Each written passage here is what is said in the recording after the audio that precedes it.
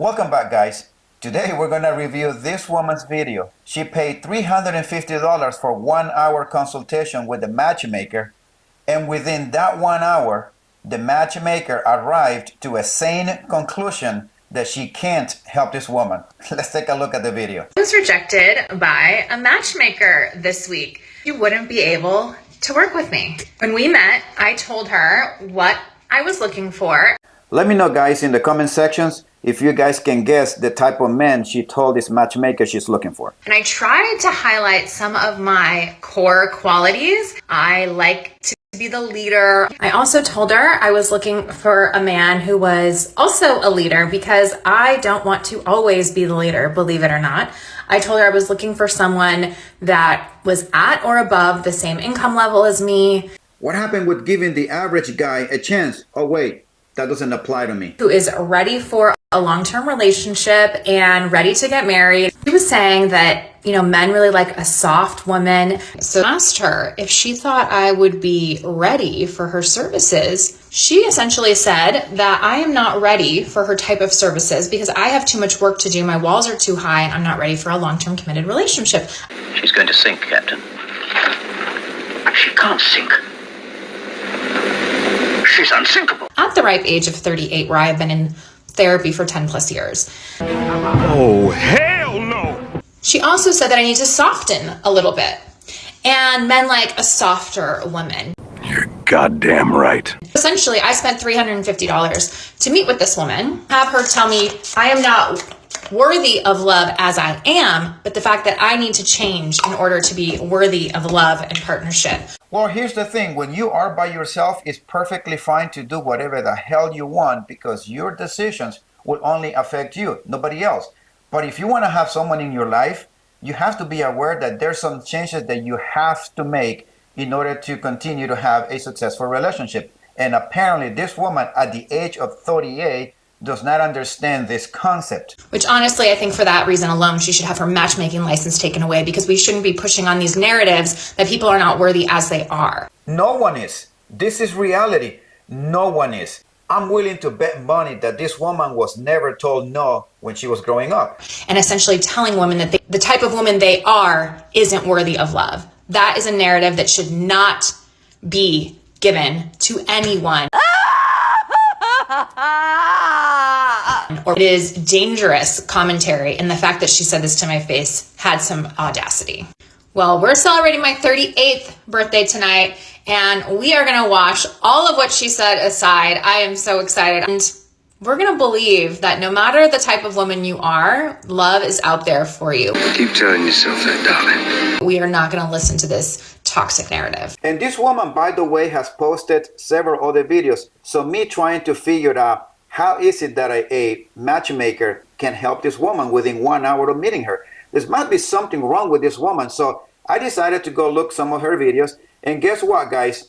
Let's just check this out. I have officially hired a matchmaker. After my viral video, I had a few matchmakers reach out to me, and I'll just tell you straight out, they are $25,000. Okay, let's stop right here for just 1 minute. The matchmaker reached out to her, several of them. In her video, she said that she has been in therapy for 10 plus years, that the matchmaker told her that she cannot work with her. So what in the hell was this matchmaker thinking reaching out to this woman? I can only tell you one thing. She is going to pay them $25,000, and these matchmakers know damn well that this woman is a lost cost. Why not as well just take this woman's money and keep telling her that, queen, one day you're going to get a man. Don't worry, we'll keep helping you. But there's no guarantee, but we're going to try it. It's like if you could 100% guarantee that at the end of those 9 months, I'm going to have a husband, sure. There's no price on it. How many of you guys believe that at the end of those 9 months and $25,000 later, that this woman is going to walk out with a husband or with a ring on her fingers? Let's keep watching. How many single men actually live in my city? I have a marketing company, and I thought, why not use the tools available to me to research audience demographics using Facebook audiences? I looked up how many single men there are in Philly. Check out what I found. Ages 35 to 45, relationship status, single or unspecified, and also their household income is within the top 5% of all US zip codes. Well, there you have it, boys. Her only dating preferences are those men who are in the top 5%. Haven't I said this in many of my videos that 80% of women pursue the top 5% of men? You ready? Between 6,700 and 7,900. From those 8,000, you have to remove all of the ones that are gay. And then you have to remove any other race that you don't want to date. And then from that, you're going to have to remove all of the guys who are not 6 feet. And then you're going to have to remove the guys that are overweight or they are fat. And by the time she is done with all of those preferences, she might end up having 1,000 men left. And how many of these women are going to be pursuing the same 1,000 men? The question is how successful this woman's dating is, knowing her dating preferences. Let's check it out. I was already rejected by a Hinge match. Another rejection story, although I'll let you guys decide who was the one doing the rejecting, me or the guy in the chat. And he invited me over to his house for a third date. I'm not big on at-home dates anyway in the very beginning. Another rejection story. We matched on Hinge, did a lot of chatting before going on a first date, and we ended up going on 3 dates. And after 3 dates, I still wasn't feeling it, and so I wanted to let him know how I was feeling. Oh my God, I have to tell you guys about the execution of this date I have coming up. We decided that we were gonna go out on Monday, and this will be our 3rd date. I mean, I'm dead, y'all. She talked for about 6 minutes on that story as to what happened. Basically, this guy was taking charge of the date, and when they had some difficulties, the man did everything that he could to find himself another place, and the date continued.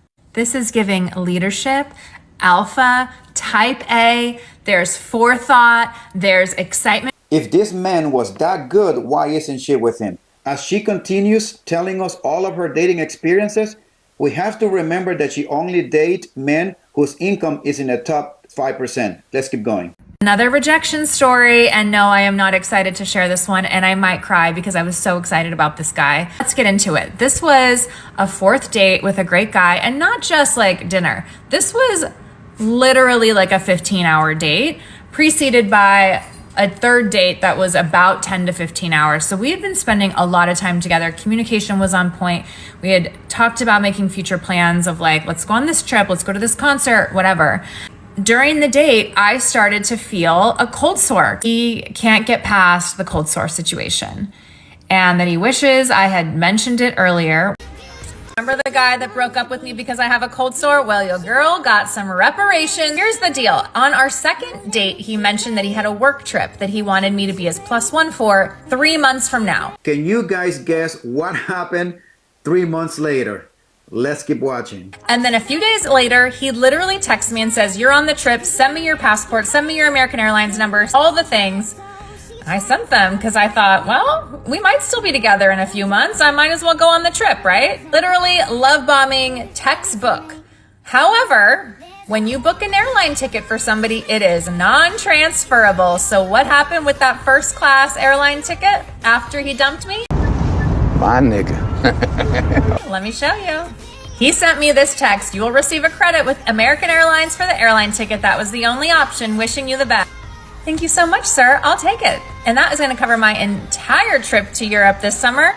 And I am extremely grateful. And you know what's funny about this woman's dating story is that I asked my wife, why do you think this man didn't take this woman on the trip? Then she gave me some scenarios and I said, no, that's not the reason. And she gave me another one. I said, no, I don't think that either. And I said, remember that this woman only dates men whose income is in the top 5%. Men who are really well put together, good looking men in shape and 6 feet tall. That 90% of women will go after those men who have a lot of options. So why do you think? Until I said all of those things, she said, you know what? Maybe he found a younger woman to take on the trip than this older woman. And I said, bingo. Do you think that a man who's worth that much money, who is in that high level position, do you really think that that kind of man really care about an airplane ticket on a 1st class, making that kind of money? And she said, you know what? When you look at it that way, it makes perfect sense why this guy, in 3 months,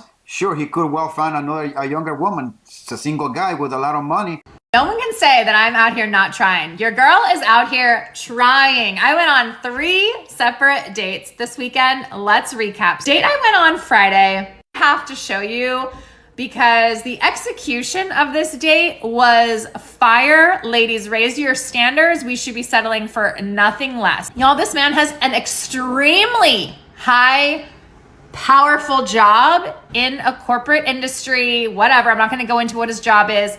Very, very high level at his company. And she keeps repeating that. She wants you ladies to know that this is the kind of man she attracts. And he was gonna make a plan between meetings. 10 out of 10. This man knew how to plan a date, organize a date, make a reservation. He handled it. He was super, super nice. I had a really lovely time, but there was no vibe. And at this point, you ask yourself, is there any man good enough for this woman? Now, I'm going to give you my take on this. This guy met the income requirement. However, when she went to meet this man, even though he holds a high-level executive position in that company, this guy may not be 6 feet tall. That can be a turnoff. May not be shredded with a six-pack. That can be a turnoff. That unless the men have to be 6 feet tall, you have to make 6 figures, you have to have a six-pack, and you have to have at least 6 inches hanging below. Unless you meet all of those requirements, you are not good enough, which is what I think. I'm willing to bet money that's what happened in this case. However, I will give this man props for executing and planning a date that was fire on last minute's notice when he has a very powerful job and did it all in between meetings. So 10 out of 10. Saturday late night, he was nice and really, really cute, but there was like no substance there. So that's not going to make its way to a second date. The date before that was Saturday for dinner. He was probably the most condescending human I've ever met in my entire life, and meaning and self-absorbed, arrogant, just spoke down to me the entire time. So I don't think the man spoke down to her the entire time. I don't think the man was condescending. I think this is the first time she has ever heard no from someone, and that man was not willing to put up with her bullshit. So obviously that will not be a second date. Overall, we will not be seeing any of these men again. I was on a 3rd date with a guy and I was feeling the vibes. So, I invited him back to my place after the date. I'm gonna get a piece of that right there. Just, let's see what happens. We can knock the cobwebs off of it, me and you, brother. And we were on my couch making out. Wait just a minute. I remember this woman saying this to the man who wanted her to go to his place on the 3rd date. I'm not big on at-home dates anyway in the very beginning. Doesn't this confirm what we say all the time, that women will enforce the rules for betas, but they will break the rules for the chads and the tyrants and the alphas? This goes to show you that this type of women, they are willing to break their own rules with the guys that they're really attracted to. New ick unlocked. Okay, you guys, I really need you, if you have this stove, to go out and buy something different because it's so basic. It's the biggest ick of all time because everyone has it. Well, okay, if any of you guys happen to have this type of stuff, make sure that you change it, get another one before you bring this woman to your apartment, to your place after the 3rd date, because that's gonna be the biggest turn off. New ick unlocked. I do not have kids. I want kids someday. My eggs are frozen. I'm open to dating somebody with kids as long as they want additional children. I just had this thought come to mind.